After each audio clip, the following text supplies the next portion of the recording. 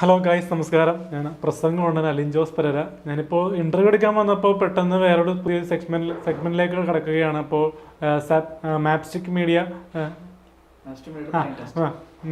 മീഡിയയിൽ ഒരു mind game ടെസ്റ്റാണ്. ഇപ്പോൾ നടന്മാർക്കും നടിമാർക്കും കൊടുക്കുന്ന ഒരു what is in your bag എന്നൊക്കെ പറഞ്ഞ് നടിമാർക്ക് ബാഗിൽ എന്തൊക്കെയാണ് എന്നൊക്കെ ചോദിക്കാറുണ്ട്. പക്ഷെ ഇത് വെറൈറ്റി ആയിട്ടൊരു മൈൻഡ് ഗെയിമാണ്. ഒരു കണ്ണ് കെട്ടിയിട്ട് മുമ്പിരിക്കുന്ന വസ്തുക്കൾ എന്തൊക്കെയാണെന്ന് പറയുന്നത് ഒരു റിവ്യൂവറിനെ കൊണ്ട് ചെയ്യിപ്പിക്കുകയാണ്. ഇത് കിട്ടാൻ ചിലപ്പോൾ പാടുമായിരിക്കും എന്ന് നമുക്ക് പ്രതീക്ഷിക്കാം. വെച്ചിട്ടുണ്ട്.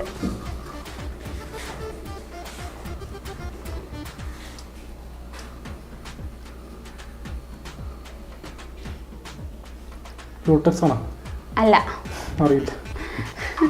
ഒറ്റയ്ക്ക് എങ്ങനെ ഗിവ് അപ്പ് ചെയ്യണോ? പെട്ടെന്ന് ക്യൂടെക്സ് എന്നൊക്കെ പറഞ്ഞല്ലോ.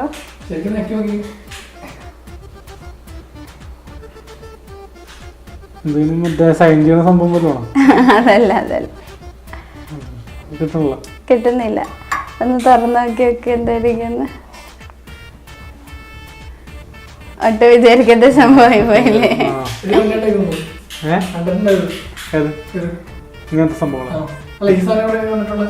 ഇത് മറ്റേ കാറിലൊക്കെ മറ്റേ ഡാഡിയുടെ ഒപ്പം എയർപോർട്ടിലൊക്കെ സഞ്ചരിക്കാറുണ്ട്. അപ്പൊ വർഷത്തിൽ 1-2 പ്രാവശ്യം ഡാഡി വിളിക്കാൻ പോകുമ്പോ കാറിലാണ് പോണം.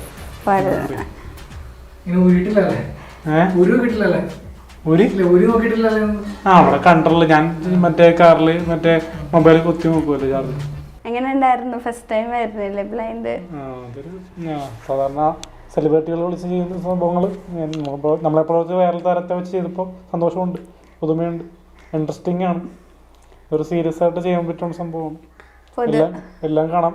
എല്ലാം എന്താണെന്ന് മനസ്സിലായില്ലല്ലോ, എന്താണ് കിട്ടിയില്ലല്ലോ. ചിലത് അറിയാൻ പാടാത്ത സംഭവങ്ങളുണ്ടല്ലോ. പക്ഷെ എന്നാലും ഞങ്ങളെ കൊടുക്കാന്ന് വിചാരിച്ചു, പക്ഷെ കൊടുക്കാൻ പറ്റിയില്ല. ഓൾറെഡി നല്ല ചെറുപ്പത്തിലൊക്കെ ഇങ്ങനെ ചെയ്തിട്ടുണ്ടെന്നല്ലേ പറഞ്ഞേ? ഇങ്ങനെ കണ്ണടച്ചിട്ട് ഓരോന്ന് തൊട്ട് വെക്കാറുണ്ട്. ചെയ്ത് വെക്കാറുണ്ട്. അത് കണ്ണടച്ചിട്ട് തൊട്ട് വെക്കണത് ഒരു എക്സ്പീരിയൻസ് കിട്ടാൻ ഞാൻ ചെയ്യാറുണ്ട്.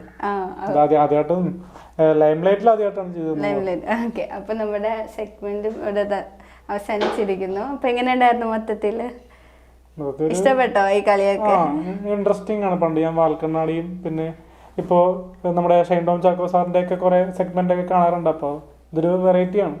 Okay, thank you so much. Okay.